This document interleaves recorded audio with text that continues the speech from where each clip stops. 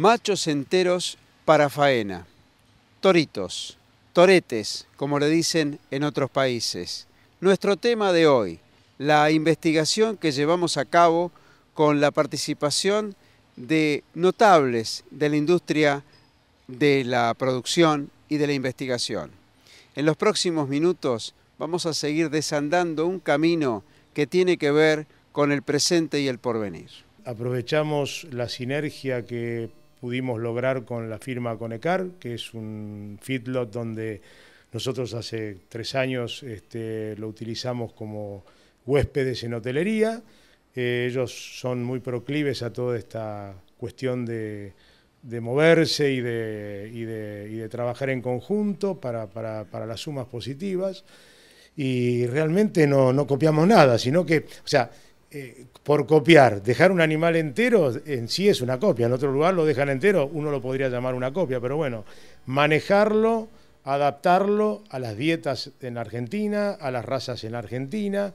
Nosotros hicimos experiencias sobre Holando. Vos sabés que, por ejemplo, nuestra empresa es la empresa que mayor cantidad de machos Holando faena casi históricamente en los últimos 40, 50 años en Argentina.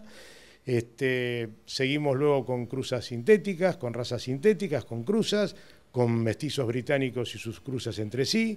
Y bueno, y justamente empezamos, el desafío mayor fue empezar por la que nos parecía que nos iba a complicar, que es el holando, porque el holando es un animal que tradicionalmente depone poca grasa en un planteo productivo tradicional. Tenemos que aceptar de que los ritmos de ganancia que tienen que tener esos animales antes de los, creo que es 18 meses, 18 meses tienen que ser altos. Si no, en realidad, pasamos el límite estratégico de concentración hormonal, de todo el mecanismo de desarrollo metabólico y caemos en una cosa más o menos. Es decir, es responsabilidad del que se mete a hacer eso, hacerlo bien. El otro tema que me parece que ayuda mucho es entender de que los procesos de engorde, si nosotros dividimos la ganadería en un proceso de cría, un proceso de recría, un proceso de engorde, los procesos de engorde con la presencia del grano, digamos, como un elemento dinamizador que ha venido a quedarse, digamos, en el tema de feedlots,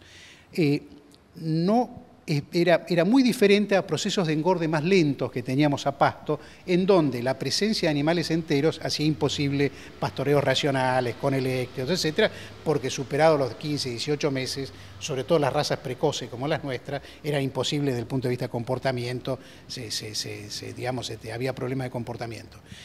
Engordados rápido, todavía estamos por debajo de ese umbral y perfectamente puede ser posible. Es el caso tanto de los europeos como de Brasil. Brasil con animales de muy cebuinos, de precocidad un poco más tardía, no tiene problema en los 12, 14 primeros meses de agresividad y de temperamento. Tampoco lo tienen las razas europeas de carne, que son bastante más lentas, más tardías en cuanto a precocidad. Sí tenemos problemas nosotros con razas británicas que son muy fértiles, muy precoces, por lo cual tenemos que dar bastante ganancia y fijarnos el plazo de venta en ese quilaje. Como consecuencia de esta necesidad de la industria, el gobierno ha tomado en cuenta la falencia o el déficit que tenía el sistema de tipificación en la Argentina y ha incluido esta nueva categoría en el sistema para la tipificación oficial. Esta categoría existe en Chile desde hace tiempo, tiene su origen en países europeos, Francia es un buen ejemplo. También se lo ve en México o en Perú, ya con animales más viejos de alguna manera, pero creo que también hay una diferencia que la gente de la industria la reconoce con mucha amplitud, que es para Argentina la ausencia de la maduración de la carne.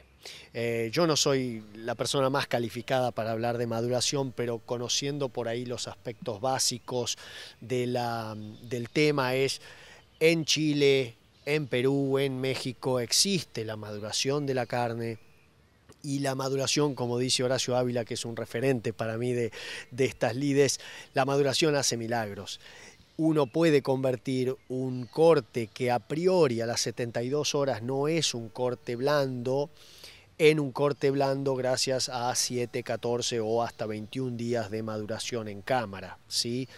Entonces, creo que regresando a aquello del acervo cultural argentino, cuando uno encuentra en un supermercado, en la góndola de un supermercado, una carnicería, un corte que lleva solamente 96 horas de existencia, porque hasta ese momento era parte de un ovillo, la carne va a ser tierna porque el animal era joven al momento de su faena y era un animal castrado, ¿sí? En el caso de los machos.